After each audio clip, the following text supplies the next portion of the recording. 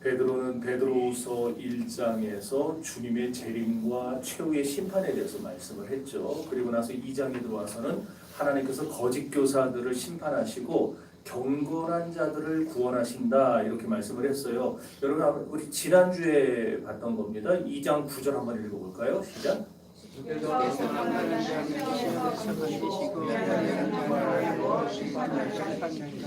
아멘. 이 말씀이요 1세기 그리스도인들에게 있어서 굉장히 위로가 되는 말씀이었습니다. 왜냐하면 3절과 4절 여기 지금 뭐 3절과 4절 먼저 읽어볼까요? 그러면 자, 시작.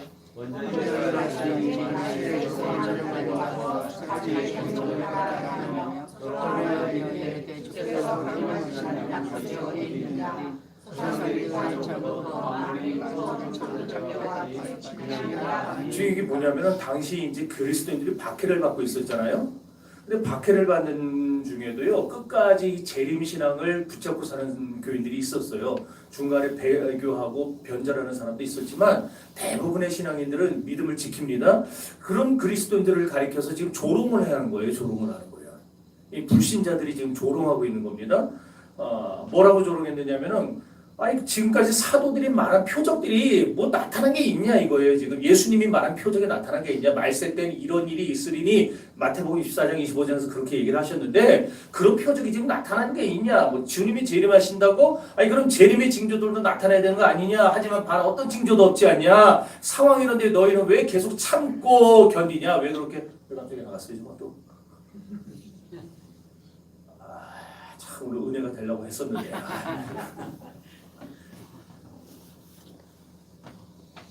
녹화도 안 되겠네 그럼.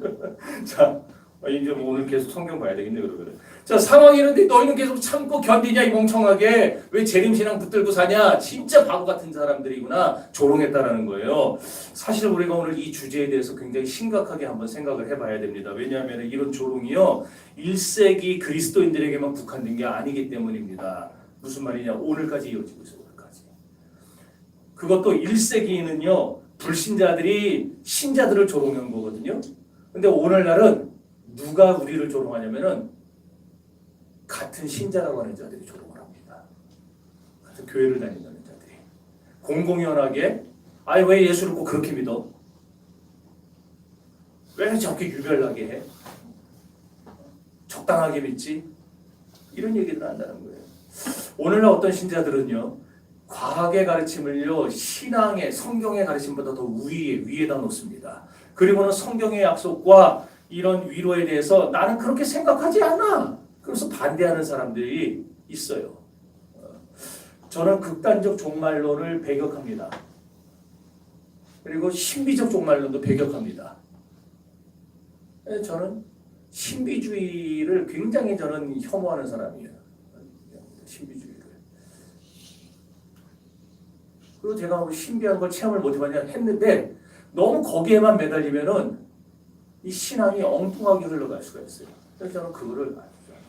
그렇지만은 저는 종말의 의미와 약속 그리고 종말을 기대하며 살아가는 믿음의 자세 이거는 성도들에게 반드시 있어야 된다고 봅니다. 또 그러니까 이 균형을 잘 잡아야 돼요. 너무 거기에 빠지는 것도 문제지만 너무 종말론에 빠져가지고 그냥 다 때려치고 다 필요 없고 그냥 여기서 나는 오로지 여기 있다가 하늘 가야지 이런 것도 잘못이지만 그렇다고 분명히 종말이 있을 것이고 최후의 심판이 있을 것인데 주님의 재림이 있을 것인데 그 약속을 까마득하게 잊어버리고 그냥 현실에 그냥 딱 젖어서 막 그냥 먹고 마시고 놀고 여기에만 묶여서 사는 것도 옳지 않다고 그러는 거예요. 그러니까 우리 신자들은 이 균형을 잘 잡아야 돼요. 그러므로 오늘 본문은 이 불신자들에게 조롱받던 1세기 그리스도인들에게만 주어진 위로가 아닌 거죠. 이 말씀은 어찌 보면은 오늘 이 시대를 살아가는 이 시대에 똑같이 무늬만 그리스도인들에게 조롱받고 있는 참 그리스도인들을 향한 위로의 말씀이기도 합니다.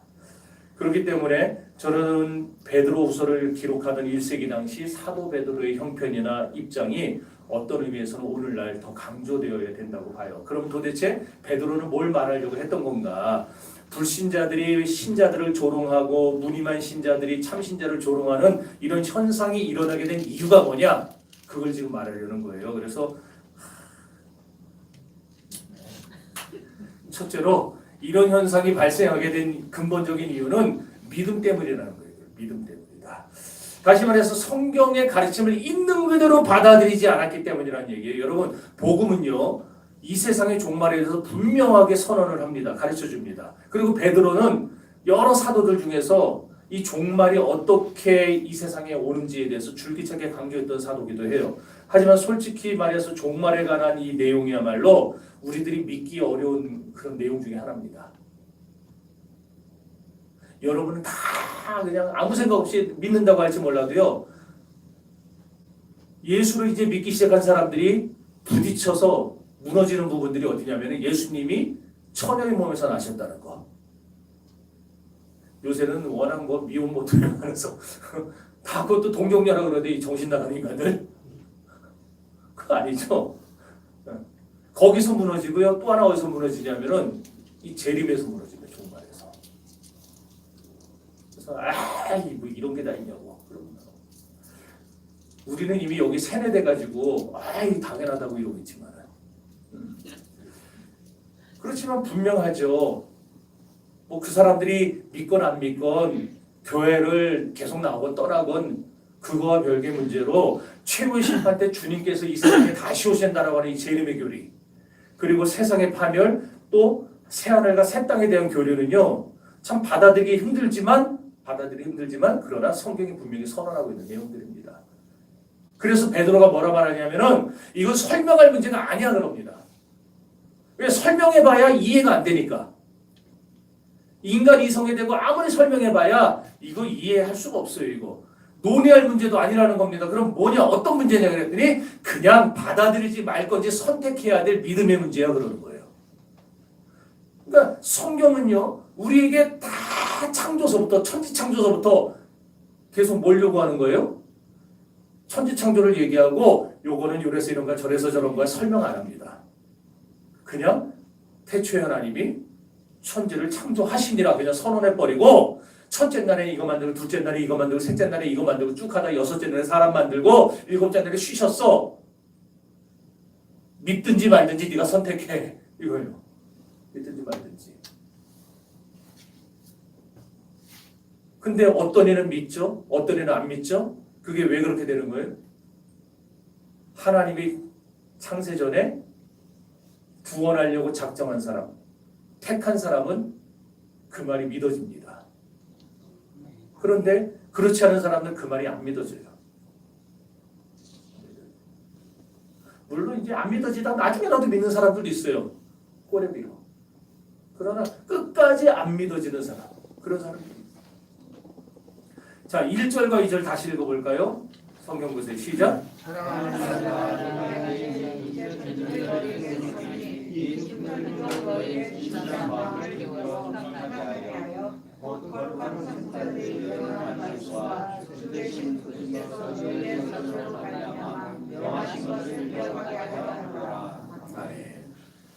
박 권사님 지금 저 유튜브 틀어놓으면 나오고 있어요? 그 핸드폰 나오고 있어요? 그렇습니다. 여러분, 계시라는 거는요, 우리 사람이 충분히 납득하고 이해할 만큼 명확하게 분명하게 설명할 수 없는 초자연적인 세계의 내용들입니다. 하나님의 계시는 그런 거예요. 제가 아무리 명석하고 나중에 박사학위를 따고 뭐 박사의 할애비가 되더라도요, 하나님의 계시에 대해서 사람이 납득할 만큼 가르칠 수는 없어요.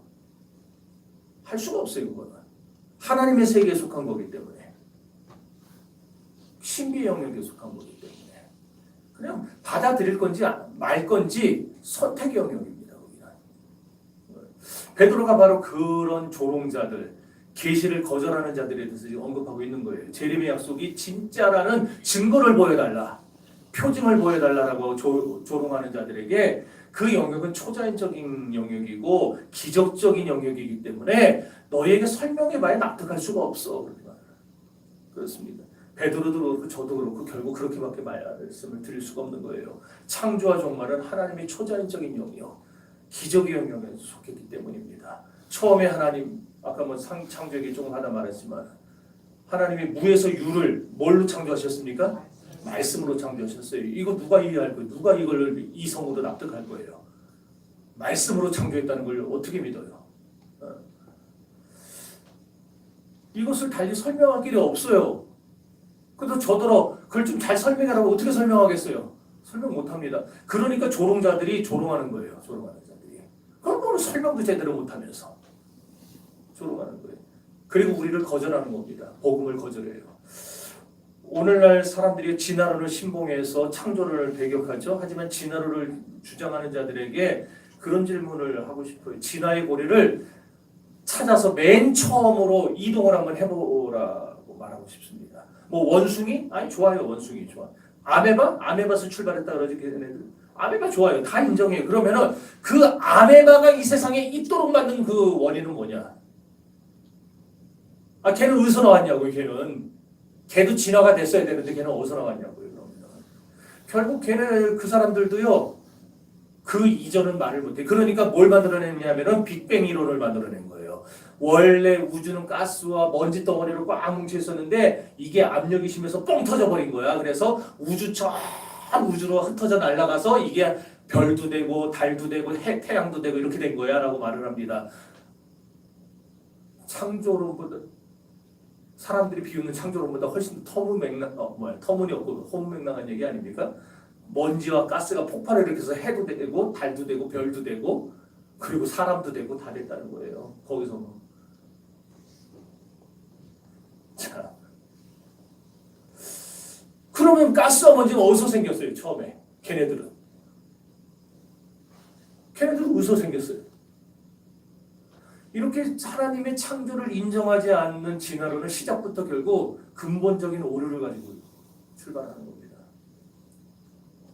모의 성과 진화를 했다고 주장을 하면서 제일 처음 진화한 거를 내놓지를 못해요. 그러면 저더러 묻겠죠? 당신은 그런 거 설명할 수 있느냐? 못합니다. 저도. 제가 뭐 과학자들보다 똑똑한 것도 아니고 못합니다. 그래서 성경이 말씀한 바를 저는 믿어요. 뭐라 했느냐? 성경이 육의 생각으로 이해할 수 없는 일을 그냥 받아들이라. 믿음으로 받아들이라. 그걸 믿어요. 저는. 네, 제가 이해할 수 없기 때문에 저는 이걸 믿습니다. 그래서 옛날 교부 1세기, 2세기 당시에 그 교부였던 터툴리안이 나는 성경이 불합리하기 때문에 믿는다 그랬어요. 성경이 그냥 착착착착 그리스 헬라 철학처럼 그냥 사람들에게 뭔가 그냥 원인과 결과를 착착 설명해 줄 수 있었다면 난 안 믿었을 것이다. 근데 성경은 나에게 한마디도 설명을 안 해준다. 그냥 믿든지 말든지 믿어라. 이래버려서 나는 믿었다 그러더라고요. 이래서 믿었다. 그러면 또 진화론자들은 공격하죠. 그게 뭐냐? 설명할 수도 없는 걸 어떻게 믿냐? 논리적으로 설명해줘야 믿을 거 아니냐?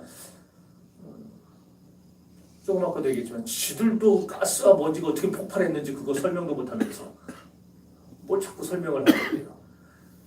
그리고 자기들이 못 믿는다고 해서 논리적으로 설명할 수 없다고 해서 실제로 있었던 성경의 사건이 없어지는가? 그거 아니죠. 예를 들어서 오늘 보면 6절에 보면은요. 여기 지금 노아의 홍수를 지금 얘기하고 있는 거예요. 그리고 7절에서는 소돔과 고모라에 대한 사건을 지금 얘기하고 있는 겁니다. 자, 그 다음에 여러분들 여기에 지금 대표적으로 노아 홍수와 소돔 고모라를 얘기했지만 그 이후에 이스라엘이 애굽에서 나와서 가나안을 향해 가던 그 광야 시대를 한번 생각을 해보세요. 솔직히 말해서 이 모든 과정이 다 초자연적이고 초기적적인 내용들이에요. 하지만 그 내용들은 허구가 아니잖아요. 분명히 역사적으로 있었던 일들입니다. 그거는 우리가 알지 못하는 역사 이전의 세계에 기록된 게 아니라 역사가 시작돼서 문자가 있고 문명이 발생한 이후에 기록됐던 내용들 아니에요. 그러니까 그거는 거짓말할 수 없는 내용이에요. 사실 그대로 있었던 일들을 적은 거니까. 그런데 성경은 그런 거에 대해서도 설명해 줍니까? 해가 아말렉과 싸울 때에 아얄론 골짜기에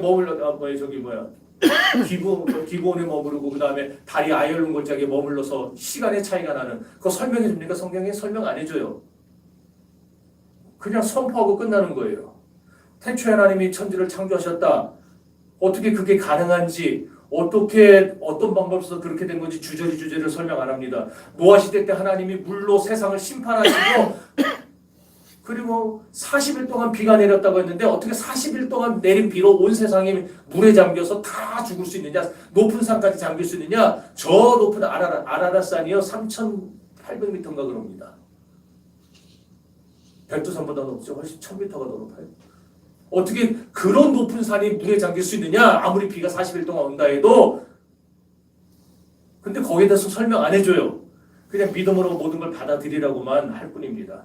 재림에 관한 예언도 똑같습니다. 모든 예언은 육신의 생각으로는 지극히 허무맹랑한 이야기일 수 있습니다. 그래서 1세기 유대인들도 그랬어요. 어떻게 나사렛 같은 저 깡촌에서 더군다나 목수의 아들로 태어난 예수가 어떻게 하나님의 아들이고 메시아가 될 수 있느냐? 이해할 수 없어서 너무나도 어리석은 말로 들렸습니다. 더군다나 그 목수가 어느 날 들어보니까 붙잡혀가지고 십자가 처형을 당했다는 거예요. 근데 죽은 지 사흘 만에 다시 살아나가지고 하늘로 올라갔답니다. 그리고 죽어 올라간 예수가 언젠가 이 세상에 다시 재림할 거라는 얘기예요. 그러니 그런 얘기들을 들을 때 이 1세기 당시 유대인들이 그 지식적인 사람들이 이 얘기를 믿을 수 있겠냐고요.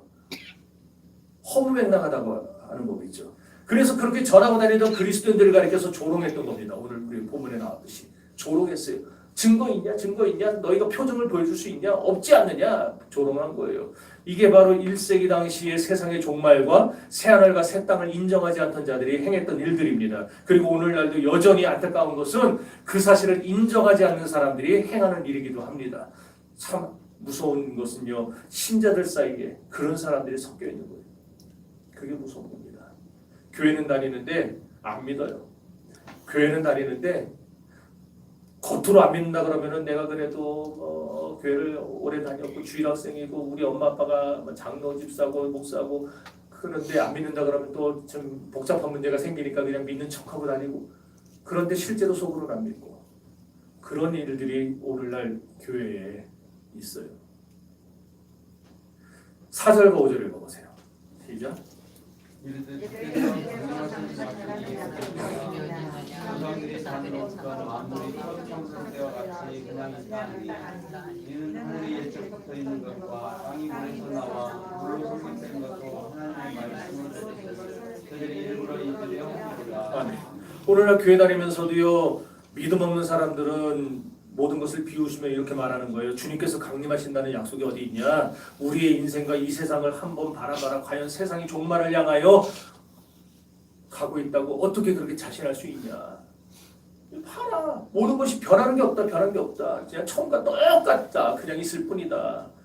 이에 대해서 여러분이 이제 어떻게 하시겠습니까? 이렇게 우리를 조롱하는 사람들에게 둘러싸여 있는 여러분들에게 성경은 결단을 요구합니다.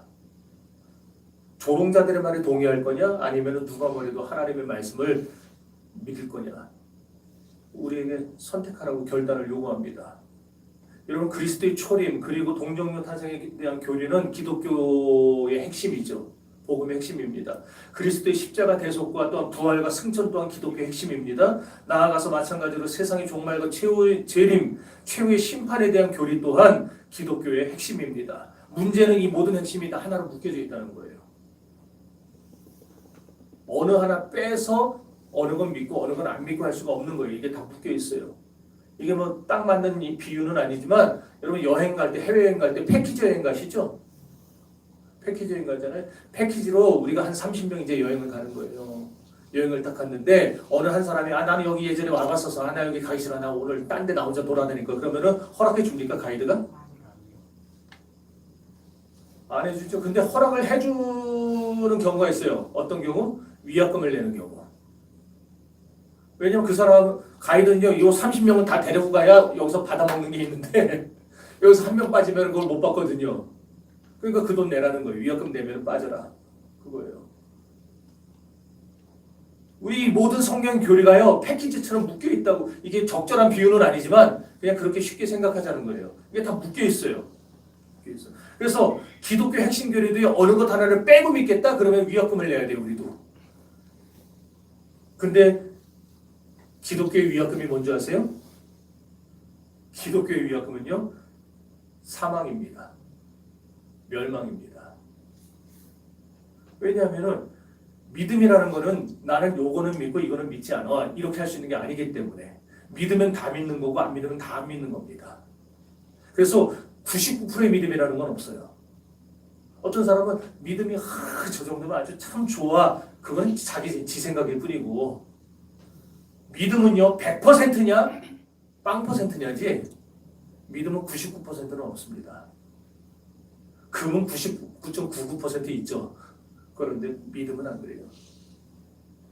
그래서 우리는 100% 믿는 자가 돼야지 99% 믿는 자가 돼서는 소용없는 거예요. 그러므로 우리가 어떤 건 믿고 어떤 것은 믿지 않는다. 이거 할 수 있다고요? 못합니다. 만일 그렇게 말하는 사람이 있다면 나는 이거는 믿어. 근데 이거는 못 믿겠어라고 말하는 사람이 있다면요. 그 사람은요. 사실 성경을 하나도 안 믿는 사람입니다. 아니, 여러분이 뭐 아니라고 해도 뭐. 이것이 바로 원칙적으로 계시를 받아들이고 말씀의 권위에 순종하는 사람들이 가져야 될 자세예요. 우리는 성경을 그대로 받아야 됩니다. 100% 믿으시기를 바랍니다. 여러분 말세가 가까울수록요 기독교의 위기는 더욱 가중될 거예요. 조롱자들은 더 많아질 겁니다. 아니 그러지 않겠어요? 세상은 또 가차없이 복음을 비웃게 될 겁니다. 이걸 이상히 여기지 마세요. 힘들어하지도 마세요. 주님께서 누가복음 18장 8절에서 하신 말씀 기억나십니까? 뭐라 그랬냐 하니까 인자가 세상에 다시 올 때에 믿는 자를 보겠느냐 그러셨어요. 주님이 이 세상 다시 오실 때 재림 때를 말하죠. 재림하셨을 때 이 세상에 과연 믿는 자가 있겠느냐? 무슨 말이겠어요? 믿는 사람이 아주 많을 거란 얘기일까요? 그러면 국어를 잘 못하는 분들이에요. 믿는 자들이 굉장히 우리의 상상 이상으로 생각 이상으로 적을 것이다라는 얘기입니다. 눈 들어보세요. 얼마나 교회가 많습니까? 얼마나 믿는 사람들이 많습니까? 그런데 예수님이 다시 오실 때에 이 세상에 진짜 믿는 자가 있겠느냐? 많지 않다는 거예요. 역사의 종말이 있기 전에요. 복음을 비웃는 자들, 조롱하는 자들이 세상에 가득하게 될 것입니다. 그 다음에 둘째로 베드로가 말하고자 하는 거예요. 기적이라는 건 이해해야 하는 것이 아니라 믿어야 되는 것이라는 얘기를 하고 있어요. 아까도 말했지만 성경을 읽다 보면요. 믿을 수 없는 것들이 상당히 많이 나옵니다. 그러나 우리는 그것들이 성경 역사에서 꼭 필요하다는 것을 깨달았기 때문에 그대로 믿어야 하는 거예요. 성도 여러분, 하나님의 구원은 행동 속에서 주어집니다. 우리는 예수님이 구약 역사를 어떻게 받아들이셨는가를 주목해 봐야 돼요. 예수님이요. 노아 홍수를 언급하신 적이 있어요. 언급하신 적이 있어요. 소돔과 고모라 사건에서 언급하신 적이 있어요. 예수님이. 그건 뭐냐면은 예수님도 구약의 사건들을 있는 그대로 받아들이셨고 그대로 믿었다라는 겁니다. 아니 예수님이 믿는다는데 왜 우리는 안 믿습니까? 예수님도 믿었는데 주님을 보고 다 믿으셨어요. 따라서 교회를 다니면서도 성경의 모든 역사 중 어느 하나라도 믿지 못하는 사람이 있다면 막말로 그 사람은 예수님을 믿는 신자가 아닌 겁니다. 이거 굉장히 하기 어려운 말인데 제가 오늘 했어요. 그냥 여러분 안 쳐다보고 했어요. 보면 못할 것 같아서. 그런 사람이 바로 현대의 조롱자들이에요. 문제는 성경은 이런 조롱자들 가리켜서 뭐라고 그러냐면요. 무식한 자들이라고 합니다. 무식한 자들. 온갖 유식한 척 다 하면서 뭐 합리적으로 설명을 해달라, 뭐 해달라, 표정을 보여달라 하는데 실제로는 그들이 영에 대해 무식하고 진리에 대해 무식하고 천국에 대해 무식한 자들이다. 그 옛날 하나님이 노아에게 물로 세상 심판할 것이라 말씀해 주셨어요. 그래서 노아가 그 말씀 받고 몇 년을 방주 만들었습니까? 120년을 만들었죠. 그와 더불어서 사람들에게 앞으로 닥칠 대홍수와 파멸에 대해서 경고를 했어요. 그런데 사람들의 반응은 어땠습니까? 노아의 경고를 늙은이의 망령으로 치부했습니다. 노아를 미친 사람으로 여겼어요. 정신 나간 노인으로 여겼습니다. 비웃고 조롱했습니다. 그렇지만 그들이 비웃고 조롱했음에도 불구하고 실제로 대홍수 심판이 일어났습니까? 일어났습니까? 일어났습니다. 아니 사람들이 못 믿느라 일어났어요. 그리고 실제로 홍수가 성취되던 날 그 오만했던 자신감과 확신들, 에이 어디 세상이 종말에 어디 비가 와 했던 그 사람들은요, 그 모든 확신이 완전히 무너져 버렸습니다. 그런가 하면은요, 아모스 선지자의 경고를 여러분들 기억하십니까? 아모스는요 사람들에게 하나님의 심판, 다가올 심판을 예언했습니다. 하지만 사람들의 반응이 어땠냐면 노아 때와 똑같았어요. 농담으로 여겼습니다. 아모스들은 쟤 왜 저래? 쟤 왜 갑자기 왜 저런 소리를 하고 다녀? 농담으로 여겼어요. 왜냐하면 자기들은 여전히 평안했거든요. 여전히 아무 일도 일어나지 않았고 여전히 똑같이 회사에 출근해서 일하다가 점심 되면 밥 먹고 저녁 되면 퇴근해서 집에 오고 어디 놀러 가고 여행 가고 하는 모든 걸 다 그대로 즐기고 살았거든요. 그런데 마침내 아모스가 말했던 파멸이 그들에게 실제로 닥쳤을 때에 그들은 지금까지 자기들이 평안히 살고 있었던 것이 하등에 도움이 못 된다는 것을 뼈저리게 깨닫게 됩니다. 여러분은 이런 사건들에서 뭘 배우십니까? 육적으로 살고 계시를 거절하며 살고 하나님의 경고를 무시하고 비웃고 살던 삶이 결국 사람들을 파멸로 이끌어간 겁니다. 따라서 이것이 구약의 중요한 메시지들 가운데 하나인데 오늘 이 메시지는 신약에도 동일하게 등장을 해요. 예수님도 이 같은 메시지를 똑같이 반복해서 하셨습니다. 누가복음 한번 찾아보세요. 누가복음 17장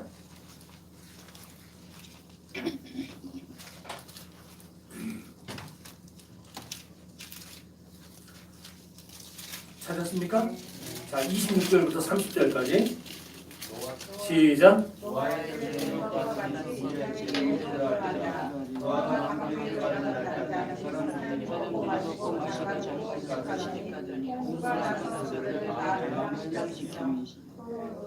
계속해서 읽으세요.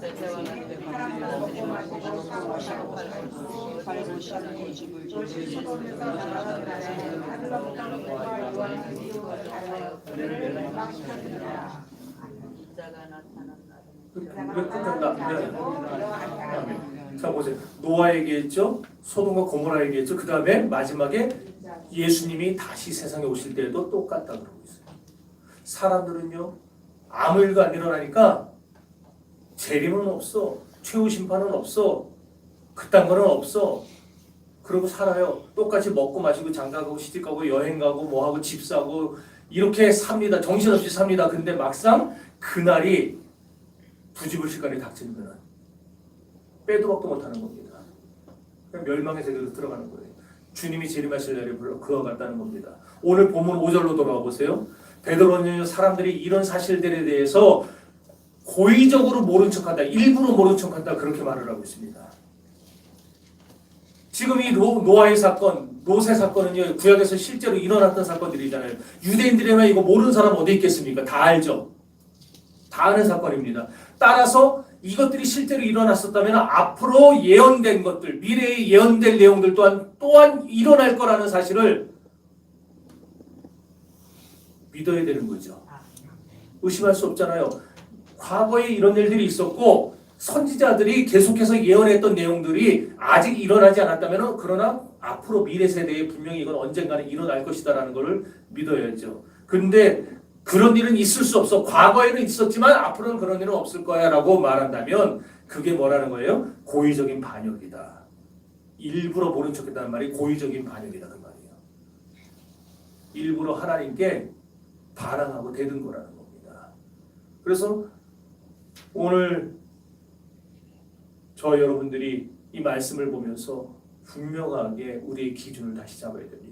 여러분 우리에게는 모든 게 다 불가능해 보일지 몰라도 하나님의 능력은 모든 걸 그대로 되게 만드는 능력이 있다는 사실을 믿으시기 바랍니다. 우리에게 불가능한 것이지 하나님에게 불가능이 없는 거예요. 우리에겐 기적이지 하나님에게 일상입니다. 하나님에게 그게 평범입니다. 그래서 성경은 하나님이 말씀하시니 그대로 되었다라는 말을 수도 없이 반복을 하고 있는 거예요. 신약에서도 예수께서 명하시니 그대로 되니라는 말이 계속해서 나오는 거예요. 구약이든 신약이든. 태초에 하나님이 하늘과 땅이 있으라 하시니 명하시니 그대로 되니라 그랬어요. 하나님이 빛이 있으라 어둠이 있으라 명하시니 그대로 되니라. 해와 달과 별이 있으라 명하시니 그대로 되니라. 하나님이 짐승과 곤충과 온갖 식물이 있으라 명하시니 그대로 되니라. 하나님이 흙으로 사람을 만들고 그 코에 생기를 불어넣으시니 생명이 되라 하시니 그대로 되니라. 다 그대로 됐어요. 말씀의 능력의 말씀을 가지신 하나님이 말씀하시니까 그대로 된 겁니다. 이런 능력의 하나님을 우리의 인생에서 배제한다? 그거야말로 가장 어리석은 짓이고 터무니없는 실수인 것이죠. 그러므로 여러분은 여러분이 할 수 없는 일이라고 해서 의심하지 마시고 하나님을 믿으시기 바랍니다. 이 능력의 하나님이 여러분과 함께 하실 때에 성경의 신은 선진들이 믿음의 선진들이 경험했던 일들은 우리의 일이 될 수도 있습니다. 아멘을 하려다. 믿음의 선진들이요 죽었다가도 살아나고 병 걸렸다가도 살아나고 뭐 소경도 눈 뜨고 이런 것도요 우리에게 믿음이 부족해서 그런 것일 뿐이겠지 말씀의 능력을 하신 하나님이 우리에게 만약에 황 선배에게 황 목사야 너의 이 문제가 너의 제가 지금 어디 뭐 아픈 데는 없지만 탈모 머리가 나라 말씀하시면 그대로 될 겁니다. 내 믿음이 그게 못 미쳐서 그런 것이겠죠.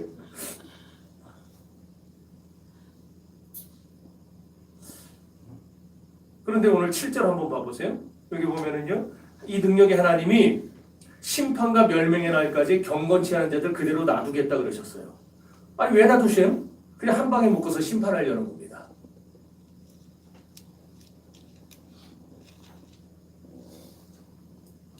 예수님이 그런 비유한 적이 있었죠. 알곡과 가라지 비유하실 때 이 가라지를 그 알곡과 가라지 비유가 두 번 나와요. 두 가지가 나오는데 다른 버전입니다. 이 가라지를 뽑을까 그랬더니 놔두라. 그거 뽑다가 알곡도 상할까 염려된다. 마지막 때에 추수 때에 추수하는 자가 와서 그때 알곡과 가라지를 뽑아서 알곡은 곳간에 가라지는 영원히 꺼지지 않는 불에 던져 넣을 것이다. 여기서도 지금 이 7절 말씀이 그거예요. 조롱자들이 조롱할 때 하나님이 왜 바로바로 심판하지 않느냐. 그러면 저 사람들이 찍소리도 못할 텐데 그렇게 안 하는 이유는 다 모아서 마지막 날에 그들이 보는 데서 그들을 보라고 하나님이 심판하시겠다는 겁니다. 여러분 세상을 주관하는 분은 하나님입니다. 그 하나님이 이 세상을 심판하기 전까지 그 조롱자들을 내버려 두신다고 했어요. 그러니 여러분 1절 말씀처럼 여러분의 진실한 마음을 일깨우시기를 바랍니다. 진실한 마음이라는 것은 조롱하는 사람들의 마음과 정반대되는 마음을 말합니다. 그러니까 오늘 우리에게 베드로가 요구하는 것이 뭡니까? 조롱자들과 반대되는 태도를 가지라는 겁니다. 성경을 요거는 믿고 저거는 안 믿는 그런 태도가 아니라 모든 성경을 그대로 믿는 그런 믿음의 태도를 가지라는 겁니다. 그리고 하나님의 말씀에 능력이 내게 임하면 이것도 하고 저것도 할 수 있다는 사실을 믿으시기를 바랍니다. 이제 하나님의 계시로서의 성경을 받아들이십시오. 성경을 계시로 믿는다면 우리는 그 안에 기록된 모든 말씀을 그 모든 말씀이 진리라는 사실을 받아들일 수 있을 것입니다. 온 세상은 두 그룹으로 나뉩니다. 하나는 경건한 그룹, 하나는 불경건한 그룹. 잊지 마십시오. 심판은 지금도 오고 있습니다. 물론 서서히 오고 있는 것처럼 보이지만 그러나 틀림없이 반드시 옵니다. 열차가 아무리 연착을 해도요 반드시 오는 기차역에 도착하는 때는 있습니다. 우리의 영원한 운명을 좌우하는 것은 이 두 가지 위치 중에 어느 쪽에 서느냐에 달려있는 것입니다. 여러분 우리는 육적으로 생각하지 말아야 됩니다. 다시 말하자면 우리는 성경을 하나님의 계시요 하나님의 말씀으로 받아들여야 됩니다. 그리고 그 말씀을 따라서 살아야 됩니다. 우리에게는 비난하고 조롱하는 마음이 아니라 진실한 마음이 필요합니다. 하나님께서 우리에게 이런 진실한 마음을 허락하시기를 바랍니다. 그래서 하나님의 말씀을 그대로 믿을 수 있는 그런 은혜를 주시기를 바랍니다. 제가 왜 이렇게 얘기했는지를 아시겠죠? 믿음은 우리가 갖고 싶다 가질 수 있는 게 아니에요. 하나님이 주셔야 됩니다. 그런 의미에서 저는 여러분 모두에게 하나님이 믿음을 주셔서 이 모든 말씀을 그대로 의심 없이 믿게 되기를 바랍니다. 그럴 때 하나님은 세상의 속박에서 벗어나 완전히 자유로워지는 은총을 우리에게 허락해 주실 것입니다. 그런 은총을 입는 저와 여러분이 되시기를 주의 이름으로 축원합니다.